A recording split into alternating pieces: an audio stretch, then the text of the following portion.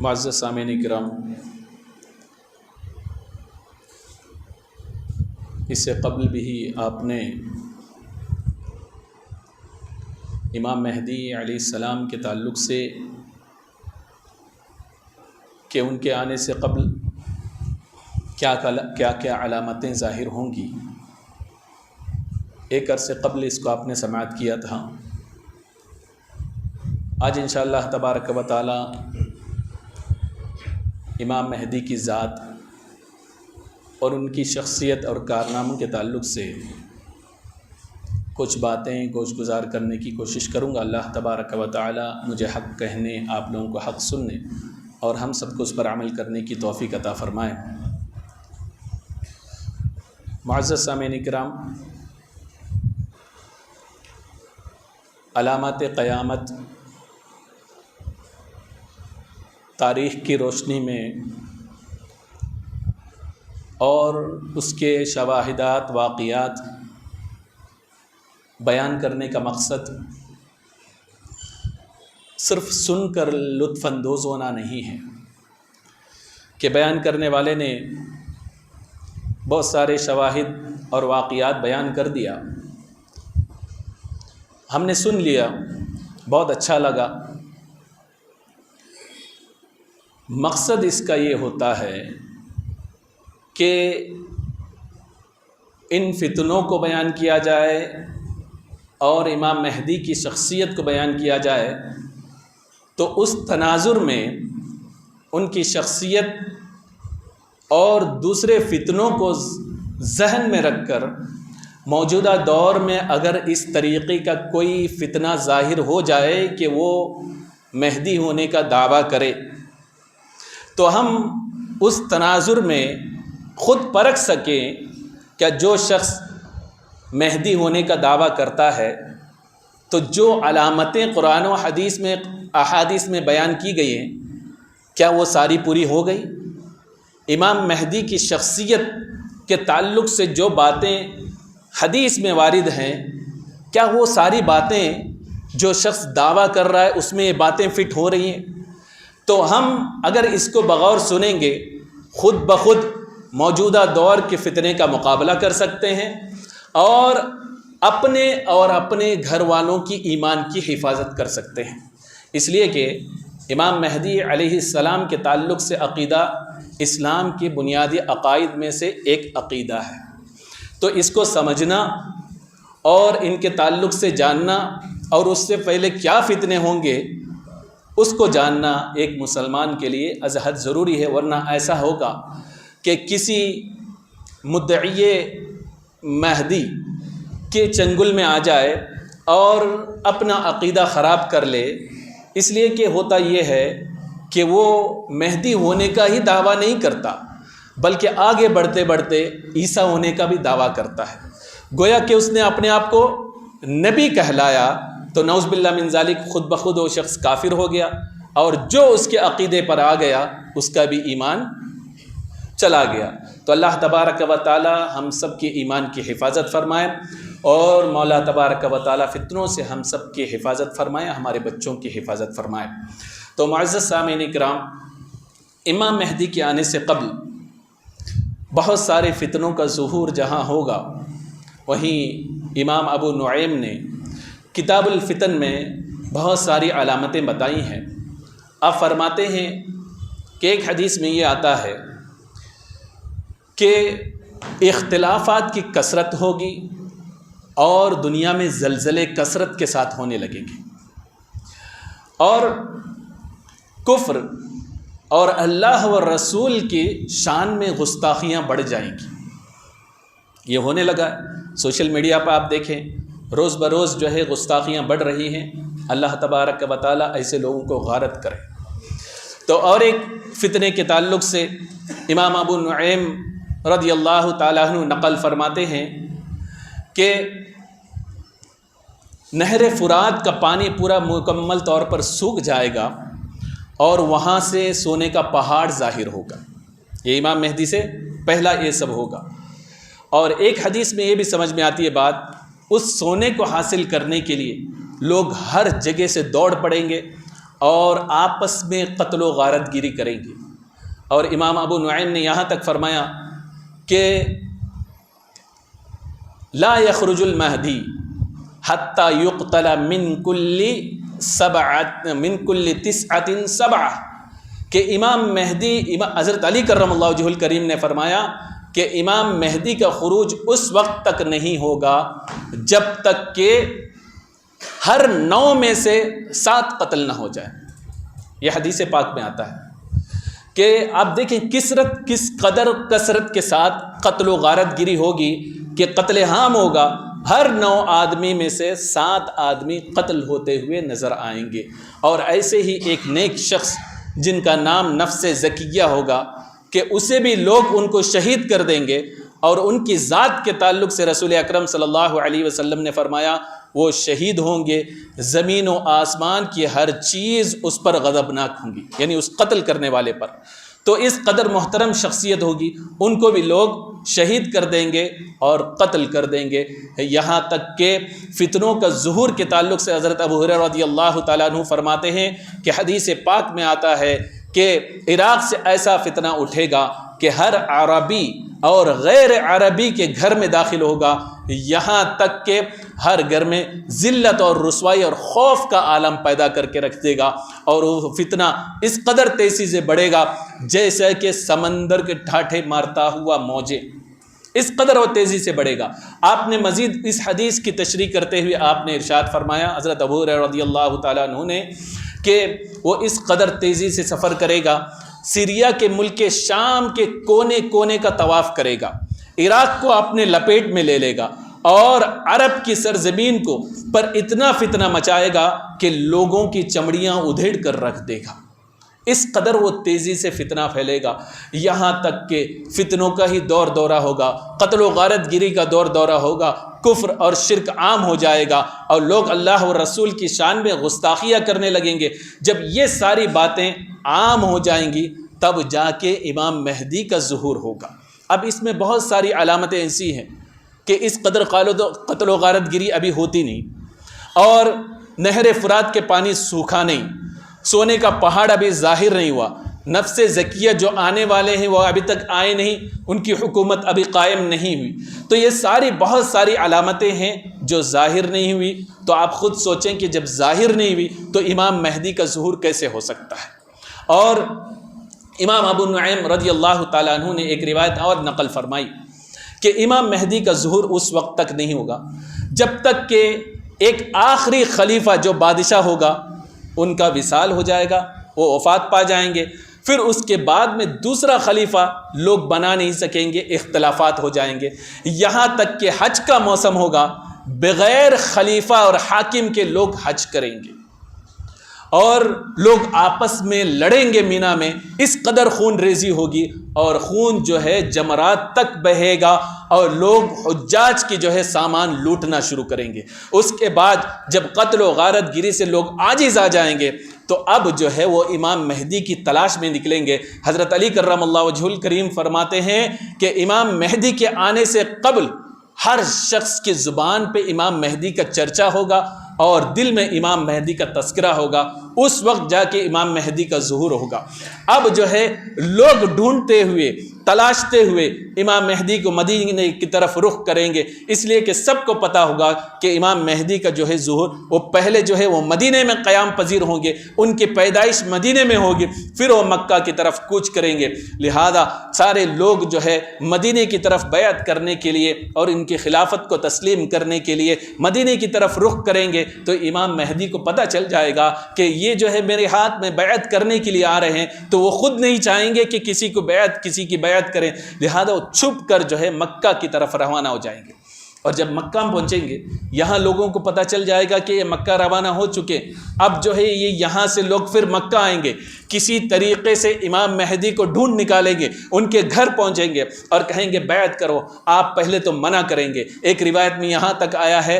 وہ کہیں گے ہم قتل و غارت گیری ناانصافی سے عاجز آ چکے ہیں، اگر آپ بیعت نہیں کریں گے تو لوگ آپ کو قتل کر دیں گے، اس قدر فتنہ ہوگا۔ تو پھر آپ وہاں سے نکلیں گے، حرم کعبہ پہنچیں گے، تو روایتوں میں آتا ہے کہ امام ابو نعیم نے روایت نقل فرمائی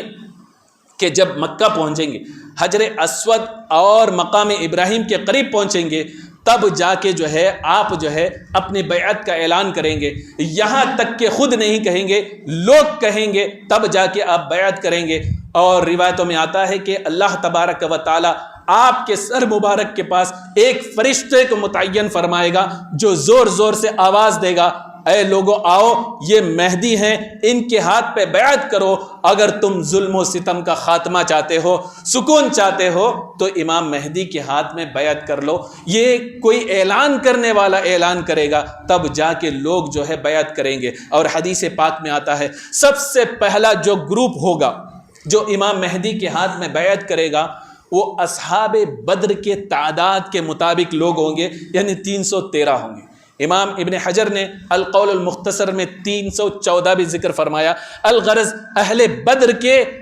جو مطابق جو ہے جو تعداد ہوگی 313 لوگ جو ہے آپ کے ہاتھ میں بیعت کریں گے، آپ اپنی خلافت کو قائم کریں گے، یہاں تک کہ لوگ جمع ہوں گے، ایک کے بعد دیگرے لوگ آتے آتے آپ کے ہاتھ میں بیعت کرنے لگے۔ اور روایتوں میں آتا ہے کہ سرکار دو عالم صلی اللہ علیہ وسلم نے فرمایا، اور حدیث پاک کا مفہوم یہ ہے کہ اس وقت کے بہترین لوگ امام مہدی کے فوج میں شامل ہوں گے، اور جو ہے حالت اور کیفیت یہ ہوگی کہ ان کے سرداران اور جو سپہ سالار ہوں گے قوم کے بہترین لوگ ہوں گے۔ اب امام مہدی کے تعلق سے حضرت امام ابو داؤد نے ایک روایت نقل فرمائی کہ امام مہدی کس نسل سے ہوں گے، تو رسول اکرم صلی اللہ تعالی علیہ وسلم نے ارشاد فرمایا کہ جو مہدی ہوگا وہ میری نسل سے اور فاطمہ کے بطن سے ہوگا، فاطمہ کے خاندان سے ہوگا۔ تو اس حدیث سے یہ بات سمجھ میں آتی ہے کہ امام مہدی جو ہے وہ سید ہوں گے، اہل بیت میں سے ہوں گے۔ اتنا ہی نہیں، اب جو ہے حضرت فاطمہ الزہرا رضی اللہ تعالیٰ عنہ کی اولاد میں سے امام حسن اور حسین ہیں، ان دونوں میں سے کس میں ہوں گے؟ تو ابو داؤد کی دوسری حدیث میں حضرت علی کرم اللہ وجہ الکریم نے امام حسن رضی اللہ تعالیٰ عنہ کو ایک مرتبہ دیکھ کر آپ نے ارشاد فرمایا، یہ میرے بیٹا سید ہے، یعنی سردار ہے، اس کی نسل سے ایک شخص کو پیدا فرمائے گا جو تمہارے نبی محمد صلی اللہ علیہ وسلم کے نام پر ہوگا۔ اور رسول اکرم صلی اللہ علیہ وسلم نے خود فرمایا کہ جو مہدی ہوگا میری نسل سے ہوگا، اور اس کا نام جو ہے میرے نام پر ہوگا، اور اس کے باپ کا نام میرے باپ کے نام پر ہوگا، اور دنیا کو جو ہے وہ عدل و انصاف سے بھر دے گا۔ اب آپ خود سوچیں، علامتیں سرکار دو عالم صلی اللہ تعالی علیہ وسلم نے خود بیان فرما دی کہ ایک تو یہ ہے کہ وہ اہل بیت میں سے ہوگا، حضرت فاطمہ کی اولاد سے ہوگا، اور پھر دوسری بات حضرت علی کے قول سے یہ پتا چلا امام حسن کی ذات سے اولاد سے ہوگا، اور پھر تیسری بات یہ بھی سمجھ میں آئی امام مہدی کا اصل نام محمد ہوگا اور ان کے والد کا نام عبداللہ ہوگا۔ اب اگر اتنی بات پتہ چلنے کے بعد آج کے دور میں اگر کوئی بھی مہدویت کا دعویٰ کرے تو آپ خود جان لیں کہ وہ سید سادات میں سے ہے یا نہیں، اس کا نام محمد ہے یا نہیں، اس کے باپ کا نام جو ہے عبداللہ ہے یا نہیں۔ اور ایک حدیث میں رسول اللہ صلی اللہ علیہ وسلم نے فرمایا ان کی کنیت ابو عبداللہ ہوگی، اور وہ جو ہے مہدی کے نام سے پکارے جائیں گے، اور جو ہے اس کی کنیت ابو عبداللہ ہے۔ یہ ساری باتیں اگر کسی پر فٹ کریں، منطبق کریں، آپ دیکھیں تو آپ کو سمجھ میں آئے گی دعویٰ کرنے والا موجودہ دور کا صحیح ہے یا غلط۔ اور جب امام مہدی علیہ السلام بیعت کرنے کے لیے آئیں گے، ایک سفید عبا پہن کے، رسول اکرم صلی اللہ علیہ وسلم کی عبا ہوگی، وہ پہن کر آئیں گے، اور سر پر امامہ شریف ہوگا۔ اس طریقے سے آپ بیعت کریں گے، اور بیعت عام اس قدر ہو جائے گی جب ظلم و ستم اور بڑھ جائیں گے تو ایک روایت میں یہاں تک آتا ہے ایک فرشتہ پوری دنیا میں یہ ندا کرے گا، ہر مومن اس کو سنے گا کہ اے لوگوں، مکے میں ایک شخص مہدی نام کا مبعوث ہو چکا ہے، اس کی خلافت قائم ہو چکی ہے، لہذا تم مکے کی طرف رخ کرو اگر امن و سکون چاہتے ہو، اور ان کے ہاتھ پہ بیعت کرو۔ گویا کہ امام مہدی کے آنے کا تذکرہ ایک دم عام ہو جائے گا۔ سب سے پہلی بات یہ ہے کہ امام مہدی خود اعلان نہیں کریں گے، بلکہ لوگ جو ہے انہیں پہچان لیں گے، علامت دیکھیں، فرشتہ ان کا اعلان کرے گا، علی اعلان ان کی بیعت ہوگی۔ کوئی جو ہے خود سے پبلسٹی کرنے نہیں جائے گی، بلکہ اللہ تبارک و تعالیٰ کی قدرت یہ ہوگی کہ اللہ تبارک و تعالیٰ ان کے تذکرے کو عام فرما دے گا، ہر زبان پہ، ہر دل میں جو ہے امام مہدی علیہ السلام کا چرچا ہوگا۔ جب امام مہدی اس طریقے سے خلافت کا اعلان فرما دیں گے، ایک فوج تیار ہو جائے گی، تو ملک شام میں ایک شخص ہوگا جس کا نام سفیان ہوگا، سفیانی، تو اس کی ایک بہت بڑی فوج ہوگی، اور یہ بہت بڑا ظالم بادشاہ، بہت ہی ظالم و جابر شخص ہوگا، اور حرام چیزوں جو ہے حلال چیز کو حرام چیز کو یہ حلال کرتا ہوا نظر آئے گا۔ مثال کے طور پر زنا کو یہ حلال قرار دے گا، شراب کو یہ حلال قرار دے گا، یہاں تک کہ اتنا ظالم و جابر ہوگا کہ مسجد کے اندر عورت کو بلا کر یہ زنا کرتا ہوا نظر آئے گا۔ تو اگر اس وقت کوئی شخص روکنے والا ہوگا، ایک شخص روکے گا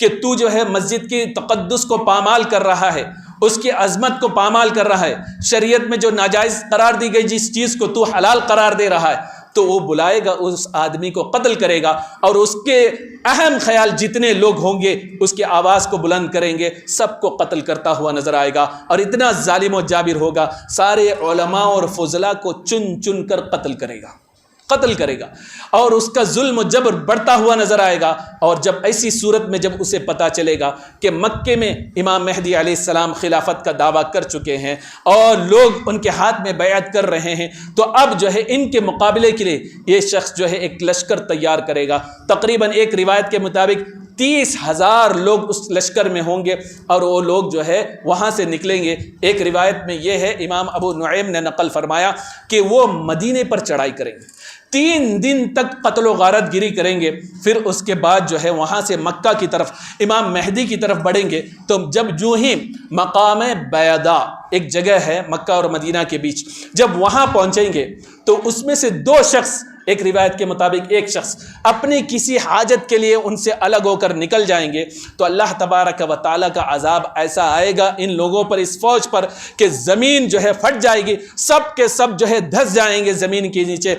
سرکار دو عالم صلی اللہ علیہ وسلم فرماتے ہیں سب سے نیچے دھسنے والے شخص کو پتہ نہیں ہوگا کہ اوپر والا کہاں ہے، اور اوپر والے کو پتہ نہیں ہوگا نیچے دھسنے والا شخص کہاں ہے۔ اس طریقے سے سب کے سب سارے فوج 2 کے علاوہ یا 1 کے علاوہ سب کے سب جو ہے زمین کے اندر دفن ہو جائیں گے، سب کے سب مر جائیں گے۔ اور جب یہ لوگ یہ 2 واپس آئیں گے، دیکھیں گے سب کے سب زمین کے اندر دفن ہو چکے ہیں، زمین کے نیچے جا چکے ہوں گے۔ ایک شخص جو ہے جا کر اب سفیانی کو خبر دے گا تیری ساری کی ساری فوج جو ہے زمین میں اللہ نے دفنا دیا ہے، اور دوسرا شخص امام مہدی کو خوشخبری دے گا آپ کے دشمنوں کو اللہ نے ہلاک کیا ہے۔ لہذا جو ہی یہ خبر پھیلے گی، امام مہدی کی اس کرامت کا ظہور ہوگا، سارے لوگ ملک شام سے اطراف سے مزید جو ہے آپ کے پاس آئیں گے، آپ کے ہاتھ میں بیعت کرنے لگیں گے۔ اور ادھر سفیانی جو ہے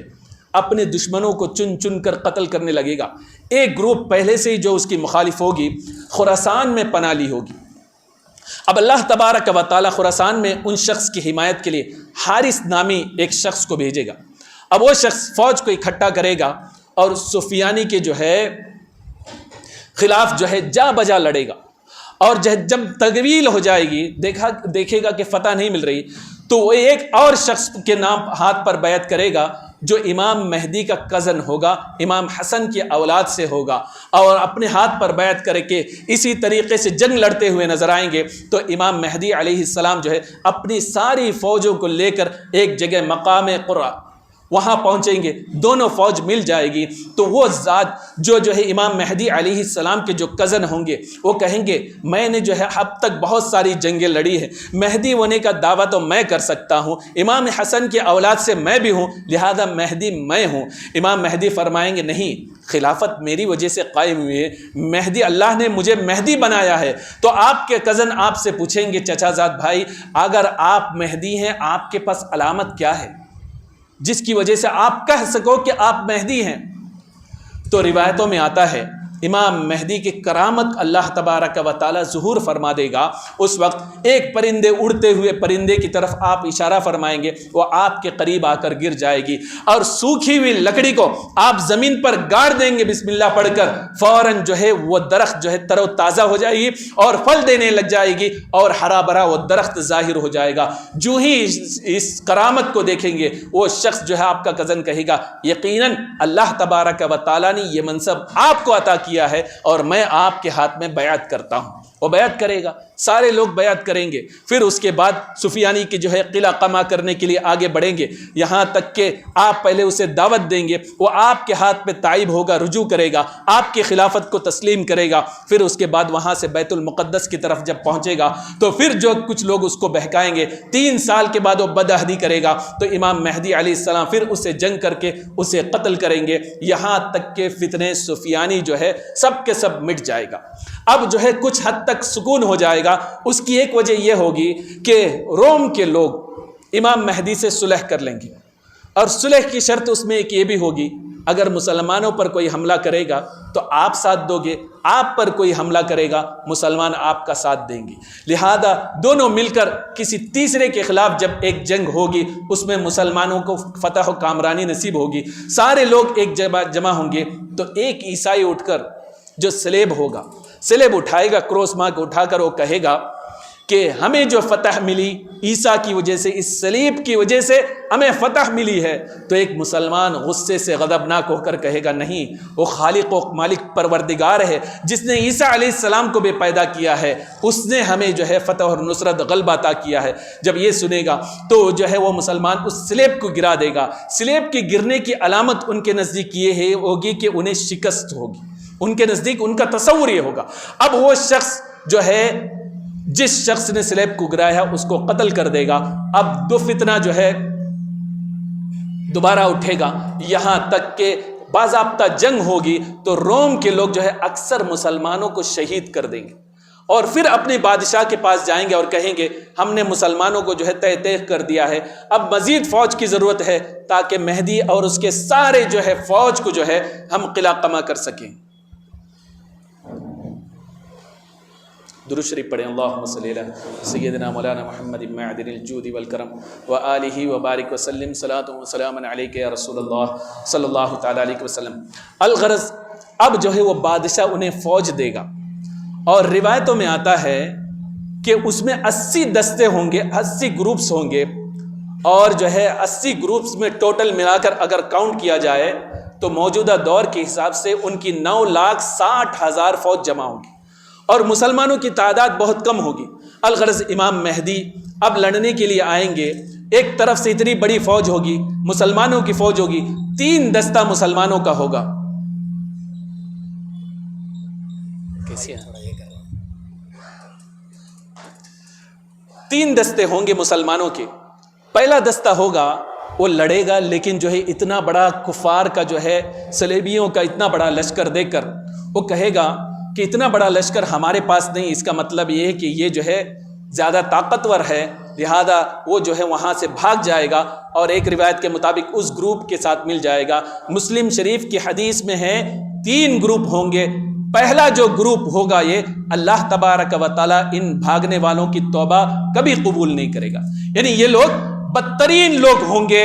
اور اس گروپ میں جا کے شامل ہو جائیں گے. دوسرا گروپ جو ہے اس کے بعد لڑنے کے لیے آگے بڑھے گا، لیکن سب کے سب شہید ہو جائیں گے. اب جب تیسرا گروپ ہوگا، جب سامنے آئے گا، پھر سلیبی جو ہے سلیب اٹھائیں گے، کہیں گے کہ اسی وجہ سے ہمیں فتح ملی ہے، تو مسلمان جو ہے دعا کریں گے. اللہ تبارک و تعالی جبریل امین علیہ السلام کے ذریعے 2000 فوج فرشتوں کی فوج اتارے گا. تھوڑی دیر بعد میکائیل علیہ السلام کے ذریعے 2000 کی فوج اتارے گا. اب یہ ایک چھوٹی سی جماعت فرشتوں کے ساتھ جو ہے جنگ لڑے گی، یہاں تک کہ 9,60,000 فوج کو جو ہے شکست دیتی ہوئی نظر آئے گی. اب جو ہے شکست دیں گے، پھر اس کے بعد روم پر چڑھائی کریں گے، پھر جو ہے وہ بغاوت پر اتر آئیں گے. پھر روایت میں آتا ہے کہ روم پر بھی مسلمانوں کا قبضہ ہوگا امام مہدی کا. پھر اس کے بعد جو ہے اس طریقے سے قبضہ کرتے ہوئے انطاکیہ تک پہنچیں گے، یہاں تک کہ انطاکیہ کے قبضے مسلمانوں کی روحانی قوت اتنی بڑھ جائے گی کہ اب جو ہے کسی جو ہے تلوار اٹھانے کی ضرورت نہیں پڑے گی. مسلمان 3 مرتبہ تکبیر کے نعرے لگائیں گے، یہاں تک کہ ساری جو ہے اس کی دیواریں لڑکھڑا کر گرتی ہوئی نظر آئیں گی، اور مسلمان آسانی کے ساتھ جو ہے فتح فاتحانہ انداز میں داخل ہوں گے، اور صرف نعرے تکبیر کی بنیاد پر پورے شہر کو جو ہے فتح کر لیں گے. آپ دیکھیں اتنی بڑی قوت صرف جو ہے نعرے تکبیر کی بنیاد پر جو ہے ان کی دیواریں ہلا دیں گے، اور انہیں جو ہے اللہ تبارک و تعالی فتح نصیب فرمائے گا. اس طریقے سے جو ہے امام مہدی وہاں سے نکلیں گے. اور روایتوں میں یہاں تک بھی آتا ہے کہ دشمنوں سے لڑنے کے لیے امام مہدی جو ہے دریا پار کرنا چاہیں گے، تو اللہ تبارک و تعالیٰ جس طریقے سے موسیٰ علیہ السلام کے قوم کو دریا سے جو ہے راستہ پار کرنے کے لیے راستہ اللہ تبارک و تعالیٰ نے بنا دیا، اس طریقے سے امام مہدی علیہ السلام کے لوگوں کے لیے بھی اللہ تبارک و تعالیٰ دریا میں راستہ پیدا فرما دے گا، تاکہ ان کے لیے جو ہے لڑنے کے لیے آسانی ہو جائے اور جو ہے دریا پار کر جائے۔ امام مہدی جب وہاں سے نکلیں گے تو یہ خبر عام ہو جائے گی کہ دجال کا خروج ہو چکا ہے۔ پہلی خبر تو جھوٹی نکلے گی، پھر اس کے بعد دوسری خبر آئے گی کہ جو سچی ہوگی، کہ امام مہدی علیہ السلام جو ہے اس کے بعد جو ہے دمشق کی جامعہ مسجد میں فجر کی نماز پڑھا رہے ہوں گے، اسی دوران حضرت عیسیٰ علیہ السلام جو ہے فرشتوں کے پروں میں ہاتھ رکھے ہوئے وہاں جو ہے نزول فرمائیں گے اور امام مہدی کو حکم دیں گے، آپ چونکہ جو ہے ان کے خلیفہ ہو آپ نماز پڑھائیں۔ پھر اس کے بعد ایک روایت کے مطابق جو آتا ہے سب کے سب بیت المقدس کو فتح کریں گے اور دجال جو ہے مسلمانوں کا گھیرا کر لے گا اور کھانے پینے کی تکلیف ہوگی، سخت جو ہے تکلیف میں ہوگی۔ امام مہدی کے تعلق سے عیسیٰ علیہ السلام فرمائیں گے دروازہ کھولو، ہم ان سے جنگ کریں گے، یہاں تک کہ جنگ ہوگی، عیسیٰ علیہ السلام جو ہے دجال کو قتل کریں گے اور مسلمانوں کو کامیابی ملے گی۔ اور امام مہدی کے تعلق سے آتا ہے رسول اکرم صلی اللہ تعالیٰ علیہ وسلم فرماتے ہیں کہ میرا یہ بیٹا مہدی ظلم کا خاتمہ کرے گا اور جو ہے عدل و انصاف سے دنیا کو بھر دے گا، اور عدل و انصاف کا عالم یہ ہوگا کہ ہر جگہ سکون ہی سکون ہوگا، اللہ تبارک و تعالیٰ آسمان سے بارش نازل فرمائے گا، زمین جو ہے اپنے خزانوں کو اگلے گی اور جو ہے ہر چیز کی کثرت ہوگی، کوئی شخص پریشان نہیں ہوگا، اور لوگوں کی دلوں میں اللہ تبارک و تعالیٰ غنا اور بے نیازی ڈال دے گی۔ مال و دولت کی اس قدر کثرت ہوگی، اگر کوئی شخص امام مہدی کے پاس آئے گا کہے گا کہ مجھے مال و دولت کی ضرورت ہوگی، ایک روایت میں آتا ہے امام مہدی فرمائیں گے جتنی تیری طاقت اور قدرت ہے اتنا مال تم لے جاؤ، اور کسی سے کہیں گے جاؤ خزانچی سے لے لو، وہ شخص خزانچی کہے گا جتنی مال کی تجھے ضرورت ہے اٹھا لے۔ اب وہ اٹھائے گا تو شخص کہے گا، چونکہ ان کے دل میں بھی اللہ تبارک و تعالیٰ دنیا کی محبت نہیں ڈالے گا، اٹھانے کے بعد وہ سوچے گا مجھے ایسا لگتا ہے کہ اس امت میں سب سے بڑا لالچی شخص میں ہوں، یہ سوچ کر جو ہے وہ مال کو چھوڑ دے گا، لیکن وہ خزانچی کہے گا ہم ایک مرتبہ جس کو مال دے دیتے ہیں واپس نہیں لیتے ہیں۔ اگر اس دور میں وہ انداز اور وہ صورت آ جائے، آپ سوچیں کہ مال و دولت کی فراوانی مسلمانوں میں کیسے ہوگی، ہر شخص جو ہے مال و دولت سے فیضیاب ہوگا، سکون ہی سکون ہوگا، سٹریس نہیں ہوگا، اور جو ہے کسی کو جو ہے کوئی تکلیف نہیں ہوگی، خوشحال ہوگا۔ حدیث پاک میں آتا ہے اس دور میں لوگ اپنے جو ہے انتقال شدہ لوگ، فوت شدہ لوگوں کو یاد کریں گے، کاش وہ لوگ آج زندہ ہوتے تو اس خوشحالی کا فائدہ وہ لوگ بھی اٹھاتے۔ اس قدر خوشحالی سے اللہ کے رسول صلی اللہ علیہ وسلم فرماتے ہیں کہ میرا یہ بیٹا مہدی دنیا کو امن و سکون سے بھر دے گا۔ یہ امام مہدی علیہ السلام کے تعلق سے کچھ باتیں میں نے آپ کے سامنے رکھی، یعنی کتنی ساری جنگیں ہوں گی، اور امام مہدی کے آنے سے پہلے کتنی قتل و غارت گری ہوگی، اور امام مہدی جو ہے منصب خلافت پر